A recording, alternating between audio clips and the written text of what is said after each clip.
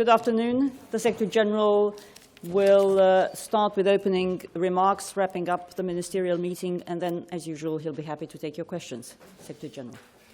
Good afternoon.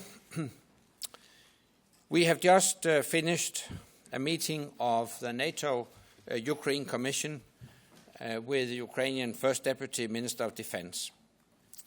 This was a timely and constructive meeting.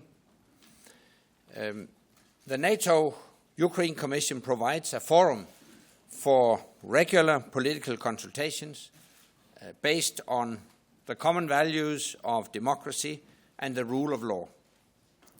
Today, we all stressed our commitment to those shared values. NATO has a long-standing partnership with Ukraine. Today, we made clear that NATO stands ready to support democratic development, defense reforms, military cooperation, and democratic control over the security sector. Only the people of Ukraine can determine their country's future.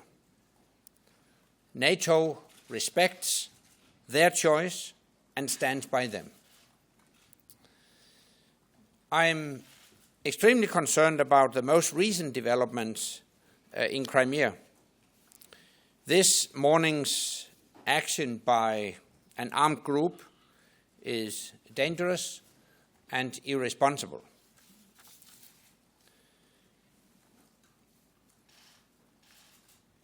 I urge Russia not to take any action that could escalate tension or create misunderstanding. I urge the new Ukrainian leadership to continue its efforts to establish an inclusive political process that reflects the democratic aspirations of the entire Ukrainian people. And I urge all parties to step back from confrontation, refrain from provocative actions, and return to the path of dialogue. There is a need for all concerned to take a responsible stance and to work for stability.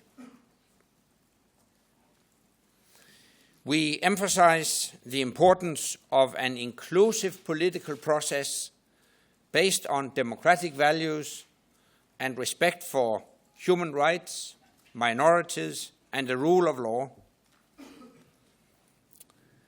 As in all democracies, the only way forward is for all parties to respect those values. Today we also discussed our mission in Afghanistan and our continued efforts to support the Afghan security forces in this final year of transition. Through ISAF, we have made our countries more secure by denying a safe haven for international terrorists. And we have made Afghanistan stronger by training and mentoring the Afghan security forces. The Afghan security forces are creating the conditions for secure elections. They have primary responsibility, but we are working with them to provide logistical support. We reaffirmed the critical importance that these elections are transparent, inclusive, and credible, and produce results acceptable to the Afghan people. This will help provide the certainty and predictability that Afghans and the international community expect.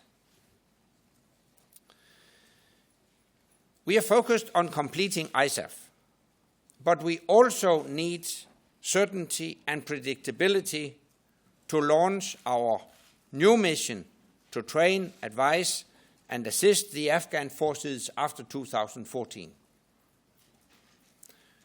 As we have made clear, this new mission requires the conclusion of the US-Afghanistan bilateral security agreement and a NATO status of forces agreement. If the bilateral security agreement is not signed, we cannot conclude the status of forces agreement. And without the necessary legal framework, there simply cannot be a deployment after 2014. No security agreement, no troops and trainers. These are the hard facts. So today we agreed the need to plan for all possible outcomes, including the possibility that we may not be able to deploy to Afghanistan after 2014 due to the persistent delays we have seen. Let me be clear, that is not the outcome we want. And it is not the outcome that we think is in the interest of the Afghan people. However, it might be the unfortunate outcome if there is no security agreement in due time. This is what is at stake. And with that, I'm ready to take your questions.